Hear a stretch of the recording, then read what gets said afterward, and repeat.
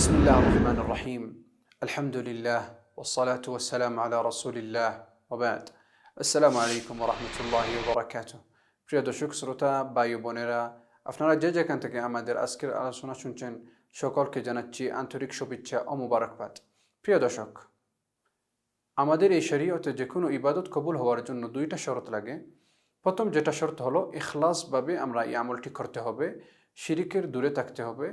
সেটার জন্য আমরা যে কোনো আমল করি এই আমলটি ইখলাসভাবে আমল করতে হবে, আর এই আমলটি শিরিক থেকে দূরে থাকতে হবে। আল্লাহ সুবহানাহু ওয়া তাআলা কোরআনে বলেছেন, আউযু বিল্লাহি মিনাশ শাইতানির রাজীম, ফামান কানা ইয়ারজু লিকাআ রাব্বিহি ফালইআমাল আমালান সালিহা ওয়া লা ইউশরিক বিইবাদাতি রাব্বিহি আহাদা।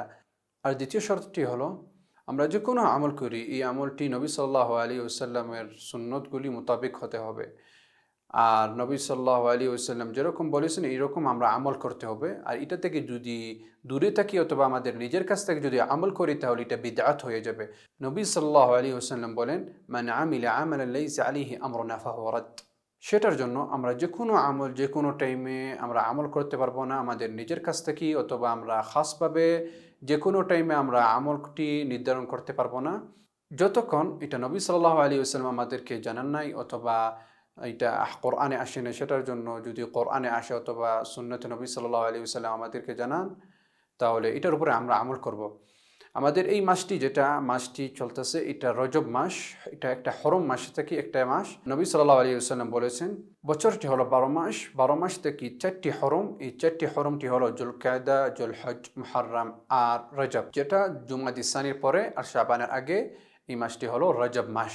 সেটার জন্য আমরা রজব মাসে যতগুলি আমল করি এই আমলগুলিতে আমরা নবী সাল্লাল্লাহু আলাইহি ওয়াসাল্লাম যেভাবে বলেছেন এইভাবে আমরা আমল করিব। আর আমাদের নিজের কাছ থেকে অন্য কোনো অথবা যে কোনো ব্যক্তির কাছ থেকে শুনে আমরা এটার উপরে আমল করব না যদি নবী সাল্লাল্লাহু আলাইহি ওয়াসাল্লামের কাছ থেকে সঠিক হাদিস থেকে আসে নাই। এটা থেকে যে কোনো রোজা হোক অথবা নামাজ হোক অথবা যে কোনো বিষয় হোক, যে কোনো আমল হোক, আমরা সঠিকভাবে যেটাভাবে নবী সাল্লাল্লাহু আলাইহি ওয়াসাল্লাম আমাদেরকে বলেছেন এটার উপরে আমরা আমল করব। শেখ আল ইসলাম ইবনে তাইমিয়াহ রাহিমাহুল্লাহ তিনি বলেন, ওয়ালাম ইয়াসবুত আনিন নবী সাল্লাল্লাহু আলাইহি ওয়াসাল্লাম ফি রজব হাদিস। তিনি বলেছেন এই রজব মাসের জন্য কোনো খাসভাবে কোনো হাদিস জিকির করা হয়। সেটার জন্য নবী সাল্লাল্লাহু আলাইহি ওয়াসাল্লাম যেহেতু আমাদেরকে এই মাসে আমল করার জন্য খাসভাবে কোনো আমল বলে নাই, তাহলে আমরা আমল করব না আমাদের নিজের কাছ থেকে। আর যতগুলি হাদিস আসছে রজব মাসের জন্য সবগুলি হাদিসগুলি যায়িফ আর জাল। সেটার জন্য আমরা এই রজব মাসে আমাদের কাছ থেকে কোনো আমল করব না, অথবা জাল হাদিস থেকে অথবা মজু হাদিসের উপর আমরা আমল করব না, যেহেতু নবী সাল্লাল্লাহু আলাইহি ওয়াসাল্লামের কাছ থেকে এটা আসে নাই। আর যদি আমাদের নিজের কাছ থেকে যদি আমল করি তাহলে এটা বিদআত হয়ে যাবে। সেটার জন্য আমরা এই রজব মাসে রোজা হোক অথবা নামাজ হোক অথবা উমরা হোক অথবা যে কোনো আমল হোক, এইটা আমরা খাসভাবে কোনো এই রজব মাসে আমরা আমল করব না।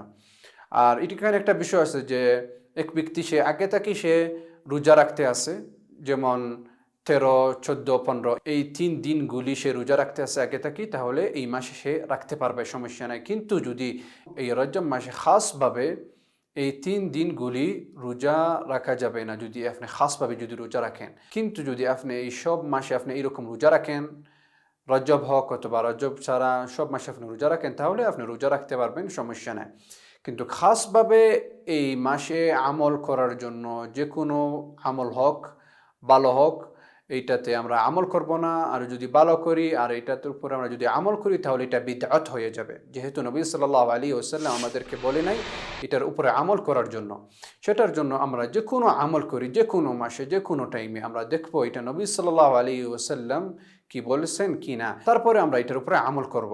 যদি নবী সাল্লাল্লাহু আলাইহি ওয়াসাল্লাম আমাদেরকে বলেন এটার উপরে আমল করার জন্য যে কোনো আমল হোক তাহলে এটার উপরে আমরা আমল করব। আর যদি নবী সাল্লাল্লাহু আলাইহি ওয়াসাল্লাম আমাদেরকে বলে নাই, কোনো কিছু বলে নাই, কোনো আমল করার জন্য বলে নাই, তাহলে আমরা আমল করব না। আর নবী সাল্লাল্লাহু আলাইহি ওয়াসাল্লামের কাছ থেকে সঠিক হাদিসের উপরে আমল করব। আল্লাহ সুবহানাহু ওয়া তাআলা আমাদেরকে সবাইকে সঠিক রাস্তায় আমল করার জন্য তৌফিক দান করেন, আর নবী সাল্লাল্লাহু আলাইহি ওয়াসাল্লামকে সঠিকভাবে অনুসরণ করার জন্য তৌফিক দান করেন। وآخر دعوانا أن الحمد لله رب العالمين. اللهم صل على محمد وعلى آل محمد كما صليت على إبراهيم وعلى آل إبراهيم إنك حميد مجيد. للهدى دنيا ودينا، على منهاج خير المرسلين، وبالحسنى نشق سبيل رشد إلى جنات رب العالمين.